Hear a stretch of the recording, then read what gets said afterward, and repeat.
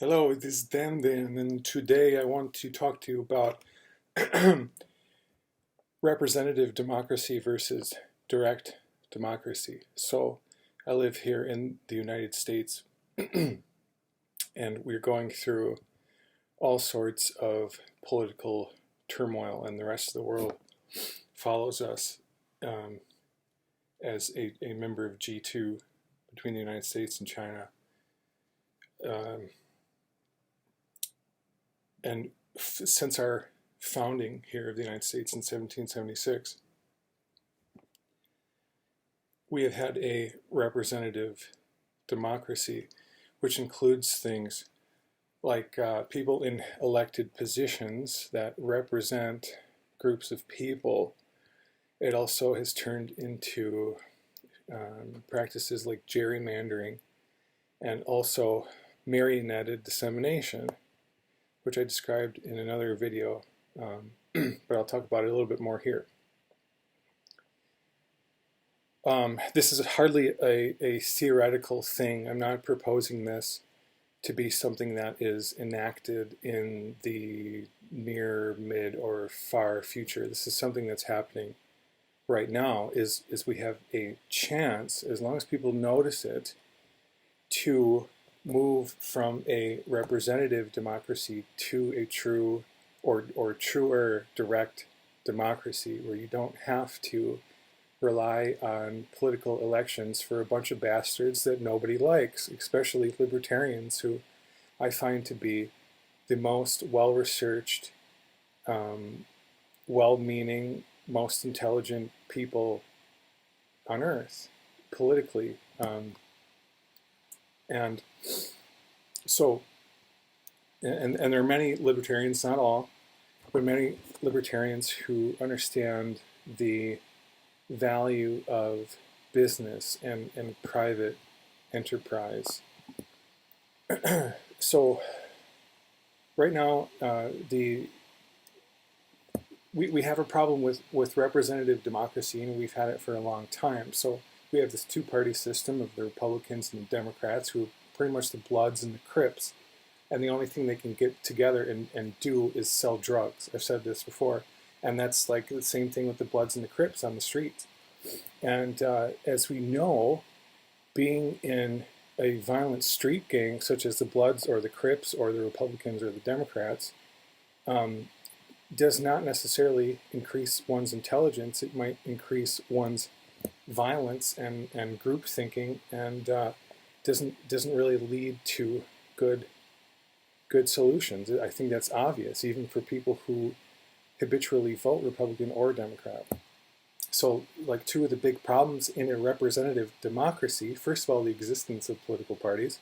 Second of all, the Republicans gerrymander, which means they rewrite the laws of districts to disclude people who aren't in their camp. They disclude poor people and minorities and whatever, like people who don't support them. Gerrymandering. And on the other side, there's marionetted dissemination through representatives who are puppets. They're like, so like we have Tony Evers as our current governor of the state of Wisconsin, and he instated the lockdowns here for COVID-19, and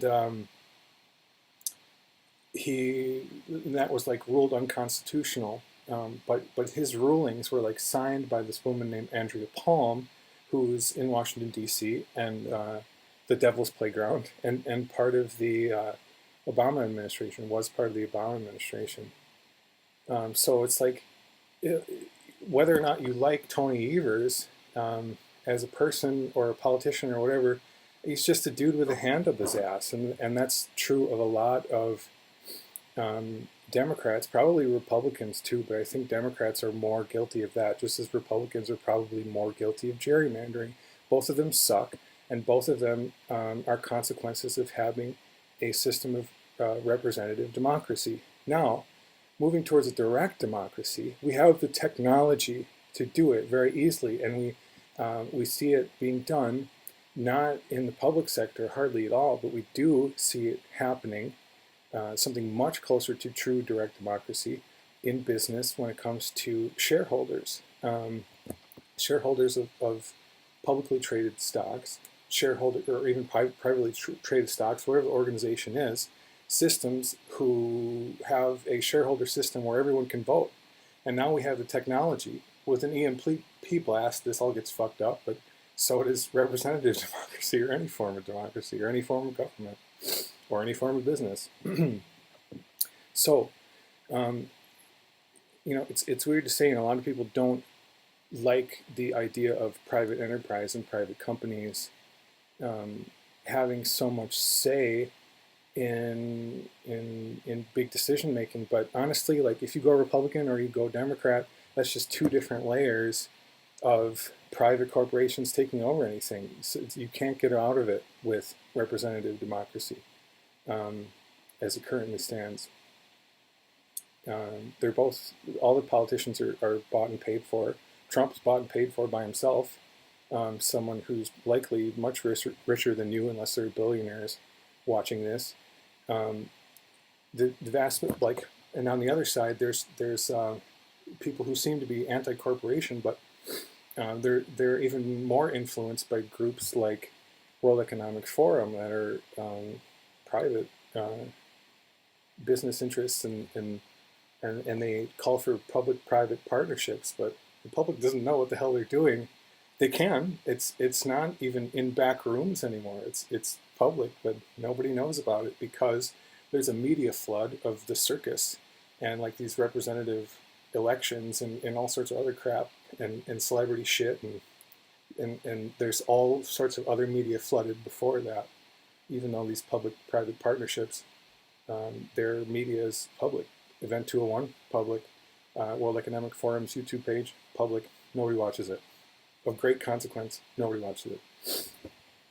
All right, so, but we're getting closer, and it's like if you can find this, and you can get it, you can find this in investing. There are companies you can invest in where they send out an email and you vote on stuff, and the vote matters, and it's direct, and there are many companies where the shareholders actually do move the direction of the company for better or worse. So that's something I wanted to talk about, and just to bring awareness to that fact. When at a time when many are saying that democracy is dead, or this undermines democracy, or this undermines democracy, or this undermines democracy, I would say right now, today, representative democracy in general threatens democracy, sucks, is shitty, everybody knows it, and look for forms of direct democracy. There are newer forms of organization that actually have this going on, and your voice can matter.